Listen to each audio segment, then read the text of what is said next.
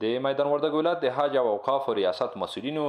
د یاد ولایت د جامع مسجدونو له امامان او خطیبانو سره په غونډه کې له دوی غوښتنه وکړه چې د علی قدر امیر المؤمنین حفظه الله پیغام چې د کوچني اختر په اړه ورکړی دی تر خلکو ورسوي. د اختر په ورځ باندې به په جامع جوماتو کې د اختر لمونځ ادا کیږي او په دې لمانځه کې به د امیر المؤمنین شیخ صاحب هیبت الله اخوندزاده حفظه الله هغه پیغام چې شهید پروره او دین پروره رایت ولس ته رالیږلی هغه به د جامع جوماتو د طریقه هغو شهید پروره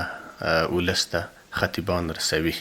د یاد ولایت امامان او خطیبان د حج او اوقافو له ریاست نه زیات خوښ دي چې تل د هیوادوالو د یووالي او اتفاق لپاره هڅه کوي. یقینا چې د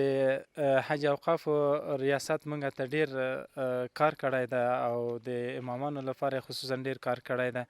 او له دوی نه ډیر راځي. دوی ډیر ښه فعالیتونه کړي چې یو په هغوی کې دا ده چې د خطیبانو ته اوله داسې یو استقلال ورته ورکړي. هغه پرېکړه شوې چې دغه نږدې مساجد ټول خلک یې راجمع سي او یو ځای ته په یو ځای باندې